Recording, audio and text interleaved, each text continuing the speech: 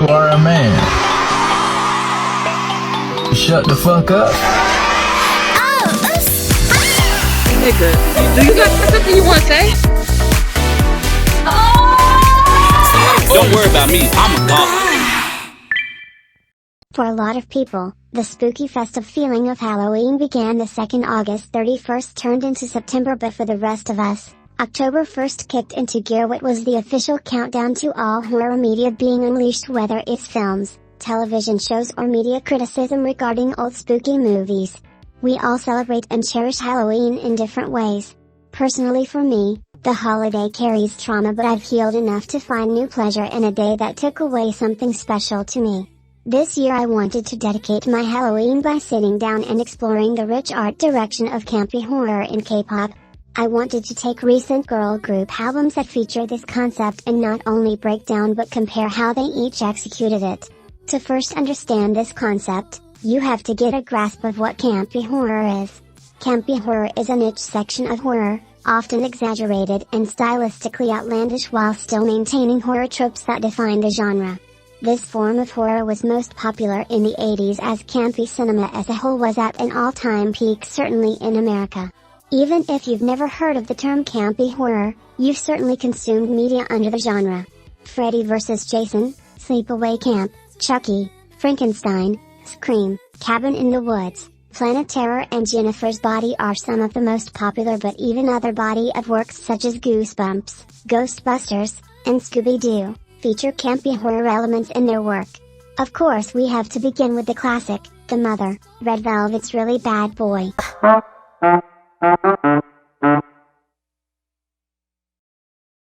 This was my first Red Velvet comeback ever and how I was introduced to the group's existence, so the album in particular holds a special place in my heart. Really Bad Boy was Min Hee-jin's last project with Red Velvet, serving as a nod to her love of horror in which she carefully weaved into the group's visual identity over the years. It's not too often where an album's title even executes the concept, but that is 100% the case here. Back when I was a baby review, I hadn't really understood it. To me it just felt like the company's attempt to capitalize off Bad Boy, which was proving to be a success. Years later, now I see immense thought put into the album, even if my first sentiments still reign true. Really Bad Boy is just a play on Bad Boy, their previous Velvet concept from earlier that year. The camp serves in its added adjective really, which feels goofy in its attempt to emphasize just how bad this boy is. The exaggeration is intentional. That's the clever joke of it, and it's a good one. The typography even parodies its predecessor, with the logo being the exact black oak font as Bad Boys, while a secondary choice of type within the CD booklet is an almost comic-style font that resembles closely to SF Fedora, which was the logo font for the Perfect Red Velvet. While we're on the topic of typography, Red Velvet's name comes to life in this really neat, long, elaborate brush calligraphy that reminds me of the 80s as well. An interesting detail to note though is that there's another version of the same logo on the CD case, except its flares give it a more graffiti-inspired feel. This could be as the lyric CD pamphlet's font, the one I said resembled SF Fedora's, also had this graffiti feel as well. The Really Bad Boy in question is a werewolf, and for me, my mind immediately jumped to Teen Wolf. No, not the sexed up werewolf show from MTV, I'm talking about the original 1985 movie.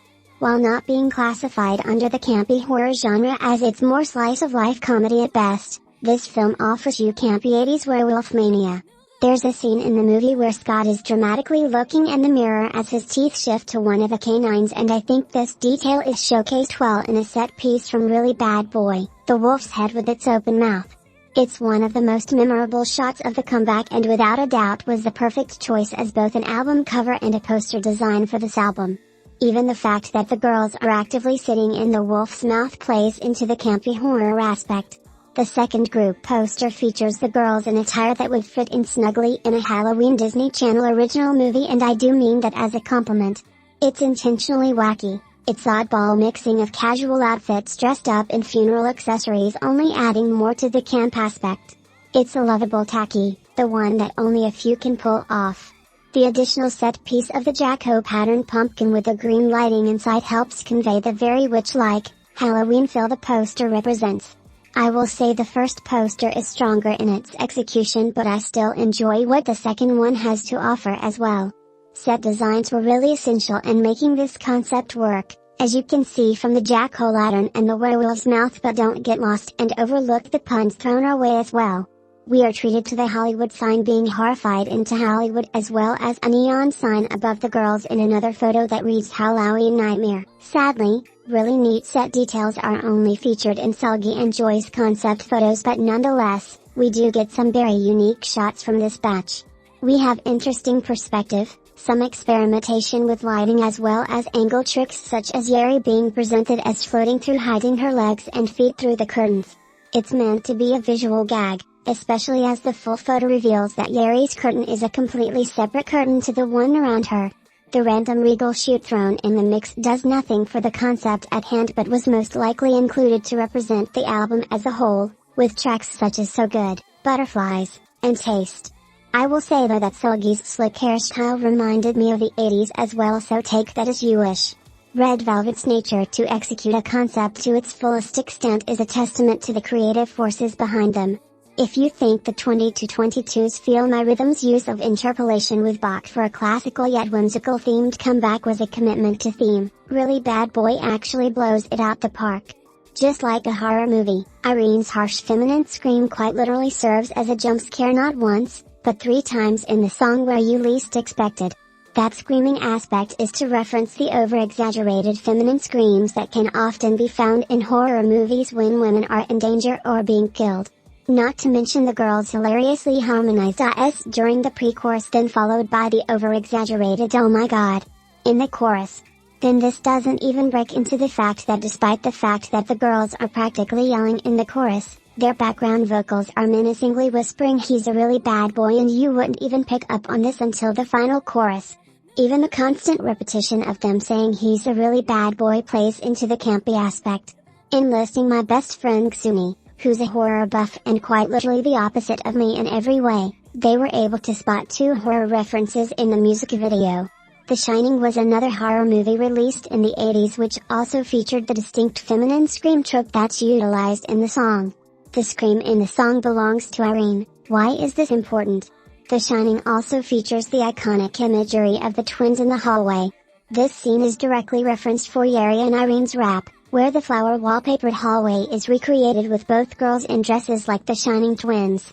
Unlike the twins though, Yeri and Irene's hairs are in ponytails, but their directions are mirrored to one another. Other choices such as giving Irene higher heels to make them match up height-wise shows a bit more creative liberties taken to execute the twin concept. Now I'm not sure if this was intentional or not, but the twin concept is also in the song itself as well.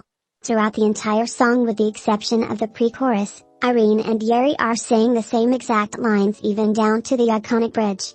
There's another reference to the movie with the werewolf's point of view shot being taken from the boy riding the bike in the hotel. It is important not to read too into the Shining references though, as referencing films is simply NINI'S style in general and often does not lead into any actual storytelling through its use. Its inclusion is simply to add more depth to the concept at hand. In this case, since this is campy horror, it's simply just a nod to the franchise itself in the vast sea of 80s horror cinema. A common thing in campy horror is the comedic aspect that comes with the over-exaggeration, and the music does also deliver in this section. Joy's werewolf puppet seemingly turns to life and bites her hand, and we then are greeted with a very horrified and shocked Joy. I think what makes this funnier is the fact that she looks more offended than horrified if anything, which is the point. We also have the beginning scene of Seulgi conveniently closing the curtains, where the shadows behind them reveal Irene is being attacked by the werewolf. As a Scooby-Doo fan, I also felt like I was sitting in on a live-action episode of the show while watching. The portraits of the animals with their eyes moving is a visual gag you most definitely would find in Scooby-Doo, one that would scare both Shaggy and Scooby most likely. Also, Seulgi dyeing her hair blonde, immediately making her the Fred Himbo of the group, kind of does me in. Okay, let's actually give them their roles while we're at it. I apologize, but you have to meet me down the Red Velvet Scooby-Doo headcanon rabbit hole now, and you have no one else but Red Velvet to blame. Seulgi is Fred because Fred is the muscle, brawn of the group, in which Seulgi sort of is for Red Velvet. She is quite literally always wielding some type of weapon, Funnily enough, this is one of the few times her ass doesn't. Joy is definitely the damsel in distress, which is Daphne. It makes the most sense as Joy is seen with Selgi at the top of the hill, Daphne and Fred. I was going to headcanon Irene as Daphne because of her scream, but I feel like Irene is actually Velma. She's definitely the smarter of the group given how manipulative she can be, which to be fair, Velma did showcase in Frank and Creepy when she was possessed by science. Irene also is the one who taunts Selgi at the end with a hand shadow, so I do feel as if I'm onto something there. Wendy and Yuri have to be the Shaggy and Scooby of the gang because they literally just stumble into the werewolf in plain sight the way Shaggy and Scooby always somehow do. What am I even saying? This random ass tangent time, sorry I'm crying. Anyways, they do the Scooby-Doo chase scene shit with Joy running around like she's lost her mind. A part of me does wish that they did the iconic hallway doors chase scene though, like it's giving missed opportunity. Let's finish this off of course with returning back to the album packaging. Really Bad Boy is here to remind you that it's a low-budget, campy horror version of the much more sleek and mature The Perfect Red Velvet by utilizing the same design techniques in a horror setting. While The Perfect Red Velvet's use of threshold effect took place in its promotional material in which the posters were designed like a graphic novel, with even the album being labeled as Series 2, Really Bad Boy borrows this technique for its jewel case's lyric pamphlet. Rather than an assortment of colors, we're treated to this girly pink and black combo, which is a contrast to colors often seen in horror media designs such as bloody red, might blue, black and tans. It gives a nice, soft feminine flair to the horror elements it showcases with the black. We get the werewolf hand, the werewolf creeping, and a landscape picture of the town as well as werewolf howling on the moon in the pamphlet. Speaking of the moon, the threshold technique is also utilized for the CD design, which is the moon itself. The designs don't stop there though. Another common factor in NINI'S is her use of collages, and this could be found throughout Really Bad Boy's photo book. You are given more than just pictures slapped on the page. We have some really neat collage work with a pink silhouette of the werewolf's hand holding a picture of Joy. In fact, the werewolf hand can be spotted multiple times in the photo book. It's little decisions like these that enhance the overall experience of viewing the album's art direction. The usages of collage work here can also be referencing Perfect Velvet, which was the original album of Bad Boys repackaging. I do want to take a second to highlight some of the people who worked on this project and made it such a successful art direction-wise. As stated before, NINI'S was responsible for the art direction, and this was her last project with Red Velvet before she left the company. It was a nice nod to not only her love of horror but the horror aspects she had managed to include in Red Velvet's art direction over the years. Her most iconic work for the group is Perfect Velvet, and its repackaged The Perfect Red Velvet. There were two graphic designers enlisted for Really Bad Boy, one being Richie Aljo. He was heavily involved with the design aspect for multiple Red Velvet albums and was credited as an art director alongside NINI'S and Kim Yemin for Summer Magic earlier that year, under NINI'S overall creative direction. Since NINI'S departure, he has taken over as the role of art director for all artists including RV. Joe Wuzik was the second graphic designer on the team, who has played a key role in their design work. He has worked on almost every Red Velvet project from the Red Summer all the way up to the girls' solos, with Queendom and Feel My Rhythm being the only exceptions. The styling was done by Ji Bon Yoon, who was also listed as the stylist for Summer Magic. This was a change from Kim Yejin, who styled the girls for Perfect Velvet series. The hairstylists from this era did participate for Really Bad Boy though, who are Sunyi and Seoha, as well as the makeup artist, Shen Kingmi. The gorgeous photography was done by Hwang Hee-young, who apparently specializes in more editorial photography from what I've gathered. I tried to see if she had some other collection of work for RV, but the most I came up with was a Seulgi photoshoot unrelated. This of course is not all of the team, but as I'm not Korean, it's sort of hard to track every single name down. Regardless, shout out to the team. They all played a part in this very daring album's art direction and all deserve major props for the roles they played.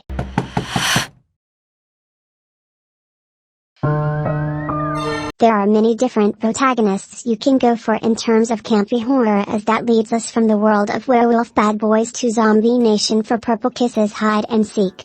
The second mini-album by Purple Kiss, the story follows the 7 girls who are zombies running a restaurant in a town of also of course, Zombies.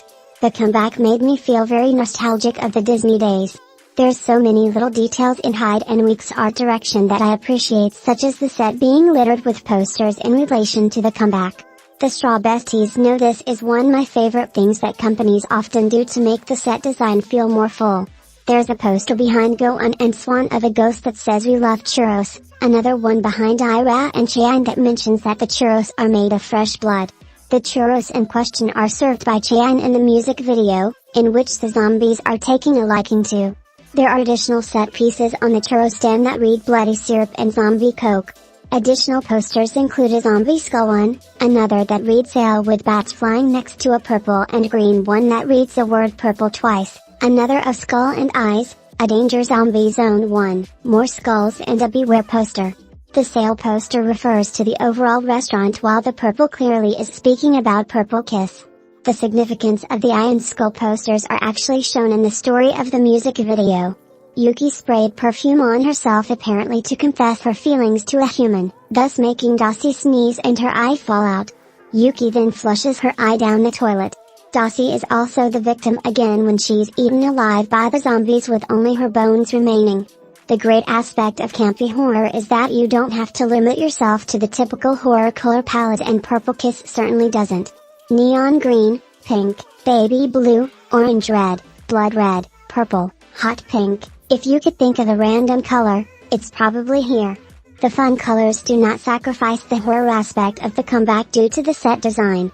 Even with the high teen styling, little details in the girls' apparels as well as their surroundings help ground you in the horror aspect of their setting. The photo book features a keyhole shadow design technique to introduce each member as well as collage art featuring their lyrics in zombie and details from their photo shoot. For Chae-yeon, the focus is her gorgeous sequence sleeves with red nails. For Swan, it's her terrifying shirt. The art director for this era was Sung Park, while the art team was Yoonji Jeon, Chae-yeon, Minchi Kang.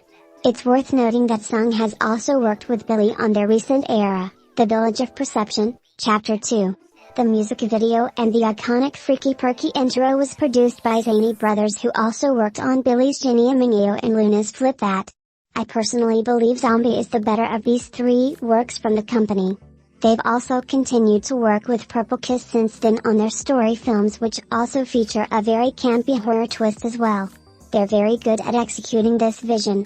My favorite scenes for the music video are Ira being visibly upset about Chae-yeon taking too long with her bloody churro, Swan and Go-un state in which Go-un orders a brain to eat, and the final scene of the group together to confess to the human boy in which Yuki likes. The perfect marriage of horror and comedy, truly. Like Red Velvet, Purple Kiss also utilizes horror elements in the music to further execute the concept. The Freaky Purki intro, now known to us as Pretty Psycho, featured screams, a sharp instruments often used in the horror genre. These screams can also be found in Zombie.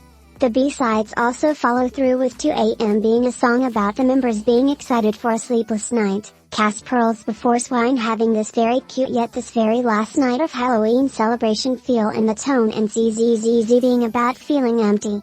It never leans too dark, it's very bubbly, which is perfect for the concept. Finally, the album's packaging features the unique kitsch meshed with horror look that made the era so beautiful. Hyde's version chooses the neon green and blue color palette, while Seek features hot pink and purple. A checkerboard design is featured on the rim of the CD as well as the sticker sheet, which reflects the flooring in which the girls were dancing on in the Zombie music video. Each of the members are featured on the design as well, their pictures shown in the bloody heart that's from the group's logo. Tickets were another inclusion for both album versions, most likely to represent the horror movie feel of the concept. Like stated before, the photo book featured a scrapbook collage editing style which was hinted at with Zombie's logo as well as the style for the tracklist poster. This kitsch teenage look blended with horror shows a different way to approach campy horror that's fun and youthful but still spooky.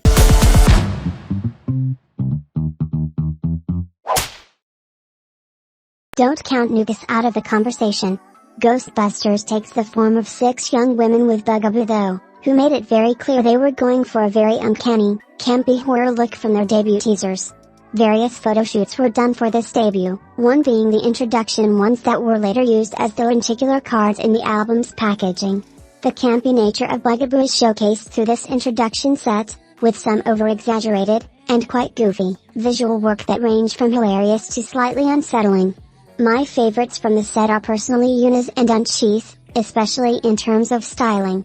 The heaven tea, the pink hair, face stickers, bubblegum pink blush and wacky finger and hair accessories all come together to create this teenage quirky girl assemble. It enhances the set design, which includes ceramic, or plastic? Not sure, frogs that she's dining on.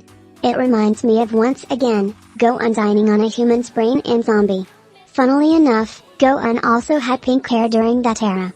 Green and pink are personally one of my favorite color combinations, but in terms of horror, the purple and green hues found in the picture are intentional as these are popular colors for Halloween. Unchi's look really drew me in because of the headpiece, which gave me Major FX and Red Velvet vibes. Like, tell me she doesn't look like she's about to tell me no money, no power Korean booyah. It has a very kitsch feel, the figurines being a 90s essential, but this headpiece specifically reminds me of a specific niche photography style. I can't remember the photographer's work in question, honestly.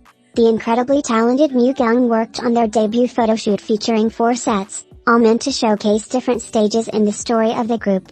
With her help, Bugaboo creates their own version of a whimsical spooky journey. A good way to enhance what could feel like an empty photo is set pieces, and Bugaboo does make use of this with Chae-yeon's larger-than-life rose, Unchi's dark red balloon with a black, I'm not gonna lie I forgot what this is, and NINI'S black cat plushie. There's more, but I enjoy these a lot, especially with the girls interact with it. The styling for the era was a mixed bag, seemed like a cross between high teen, classy and avant-garde. I enjoyed some of it, my main compliment going towards the layering, as it's my favorite aspect of outfit building. In this regard, they take popular fashion trends in their generation and give their own unique twist to it, such as Unchi's e-girl/alt girl inspired look and Chae-yeon's leather baggy pants underneath the essential plaid school skirt. Specifically, Chae-yeon's look features a trend that has been seen on Kepler's Hikari for First Impact and New Jeans' Honey for Attention stages. The trend first originated in the late 90s to early 2000s and has found its way back. Chae-yeon's take fits the concept appropriately, the leather pants for the horror but the school skirt to remind the audience of the girls' youthfulness. The chunky boots and sneakers that the girls are styled in helps with this interpretation as well. The visual work outside of photoshoots carry most of the storytelling as expected. Their first group teaser brought us to the origins of the group, with the 6 girls being led onto a school bus only to find themselves stuck in a world full of their own fears that take form in various monsters apparently. It's certainly a unique take on the campy horror genre, especially as the last teaser was revealed. The typical horror references and creepy imagery are here, but never too late, arrives the goofy aspect of it all. The girls have ridiculous objects that are meant to serve as their weapons, very serious as they plan to defeat the monsters. It's all very neat. The sound of the horse taking you out of the heart, electrifying bass that carries the sound design of the teaser. It's unsettling but unserious enough to put you at ease. Unlike Purple Kiss and Red Velvet, Bugaboo's approach to campy horror via their body of music is actually fresh. The whip noise and the blood-curtailing sound of the horn mesh together to create this quirky, retro track that feels like the anthem to a horror action movie. Honestly, it's definitely a new sound to the genre and helps establish their presence in what could have felt like just another failed or overlooked attempt at the genre. Despite being a single album, Bugaboo does deliver on the album packaging front as well. A bit more stripped back than the previous 2 mentioned albums, the packaging leans more into its horror roots with the all-black and red color palette. The album box features a duo shift gradient design on the title as well as the shadow typography design that is seen throughout the album's art direction. It's featured various places in the photo book, including on the members' names. It's an easy design technique that enhances the overall experience of the concept. The inside of the photo book also features the slogan for this era that reads "We can meet anytime, any place, anywhere," which was also featured behind Zen on the sign in the music video. The sticker inclusions are cute as well. I love the little addition of devil horns for the logo and a 4th sticker. We also have a logo featuring the O dripping to mimic blood as well as the Booyah sticker, clearly a pun on their name. There's a crescent moon sticker with stars featured that's actually the A from their custom logo that was animated to look like an eye opening and closing. The eye in question could also be seen as the main focus of the CD design as well as the lenticular card's back design. A very smart decision was also made to feature these sticker designs throughout the photo book, allowing the content to feel visually cohesive altogether.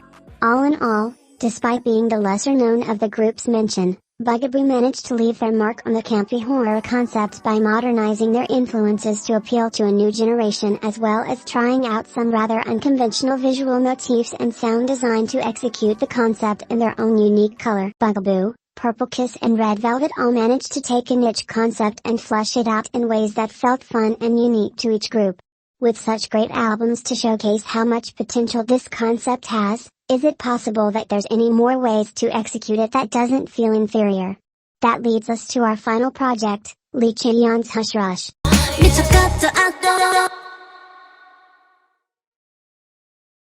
Hush Rush is the much anticipated debut album of Chae-yeon being appropriately released in October of this year.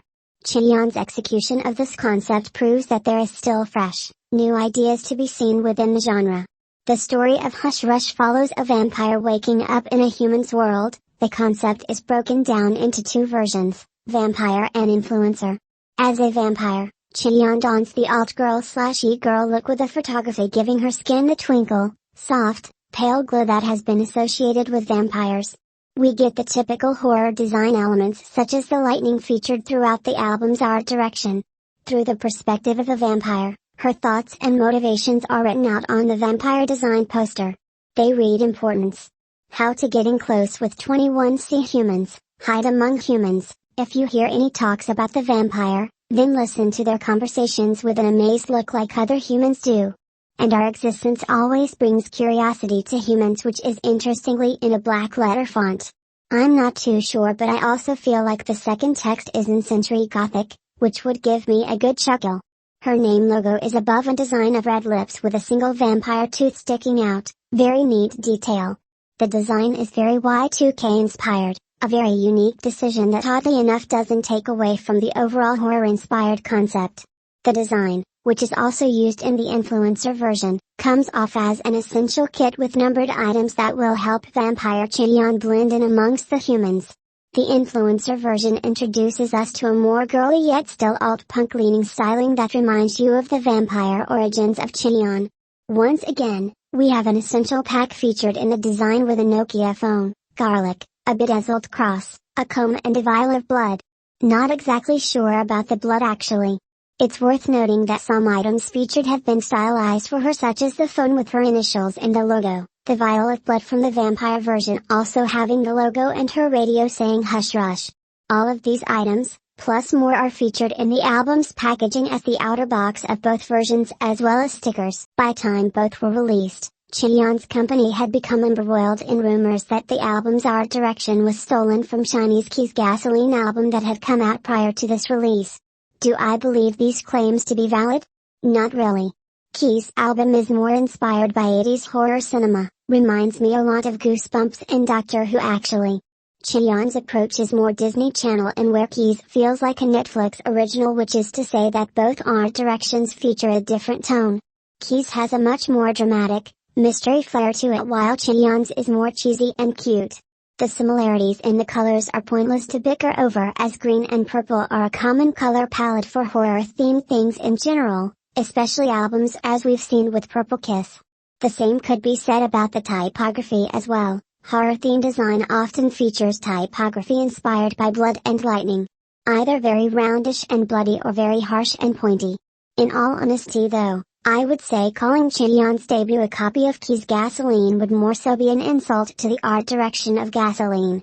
With a clearly bigger budget and more thought put into it, Gasoline manages to be one of the best executions of a horror-themed album I've ever seen.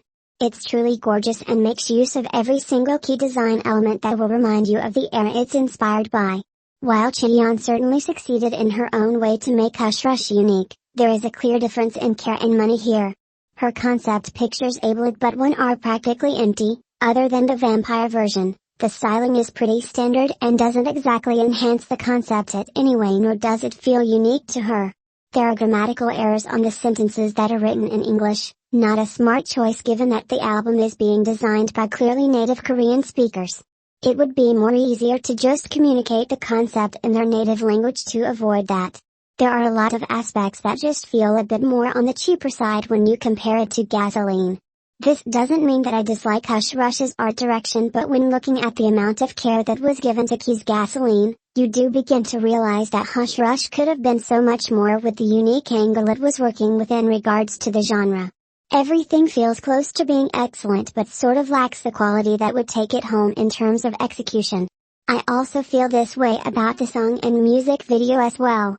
Everything feels a little bit lost in what it's trying to convey. The song is very chill, which doesn't make much sense given the storyline and the concept.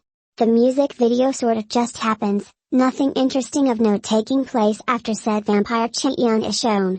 I feel like a much better execution of this concept would have been Chae-yeon being placed in the environment of a Halloween party in which was rumored to have a vampire in its presence. While Hush Rush is a good song to me, it a bit lackluster in terms of what Chae-yeon is possible of. It could not fit this concept and story less. More should be happening within the song to reflect the feelings of the said vampire, maybe even in contrast to the human. Unlike the aforementioned eras, Hush Rush sound design is flat and non-existent, refusing to even nod at the concept it's utilizing. It's very odd given that unlike the rest, Damn Joints has pretty much become known this year for the absolute musical havoc he has unleashed recently. Of all producers, I would have expected them to thrown in something unique and horror related, but we really got nothing. I hope this doesn't come off as me sounding like I would appreciate noisy music above a more softer approach. I really like something new by Chae-yeon. In fact, I fear it would fit better here than Hush Rush did. I definitely think something new also made my expectations for Hush Rush worse. The bridge, aka the breakdown in Something New, is genuinely gorgeous and breathtaking, whereas Hush Rush's slow meandering feel just gets worse with its bridge. It just felt like another part of the song. Overall, to me Chae-yeon's debut was perfectly flawed. The story is unique to the campy horror genre that we haven't seen from K-pop, offering us a new take on it. Yet even with this being a clear entry to said concept, it seems like the team wanted to shy away from it as much as possible. In the end, it leads to this very half-baked feel in terms of execution. Chae-yeon's take is not memorable for me in the way Bugaboo, Purple Kiss and Red Velvet managed to make theirs. The art direction reminds me of what's already trendy, especially with the Y2K editing. It's incredibly safe and normal for a concept that's known to bring a lot more to the table. For some, the reason could lie within the monetary costs regarding the album, but for me the excuse feels null. Campy horror is not a concept that requires much to pull off right, in the way a girl crush or dark concept might need. It's why I made sure to include art directions from a big three group, a middle tier group and a smaller group here. I wanted to showcase the different ways they executed this concept with the resources they had. The comparison helps in realizing where the team went right and wrong for me. Even with all of this though, I do want to emphasize that I enjoyed her debut. With that welcomes the end to the video. I hope you enjoyed this breakdown and review. Let me know how you personally feel about the art direction of these eras, as well as maybe some other campy horror or just horror themed entries that are your favorites. Love you, strawbesties. See you on the next one. Who fuck is this? You're a funny morals from cable.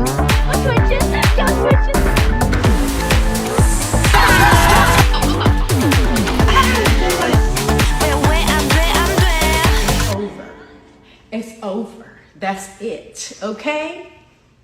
That's all I gotta say.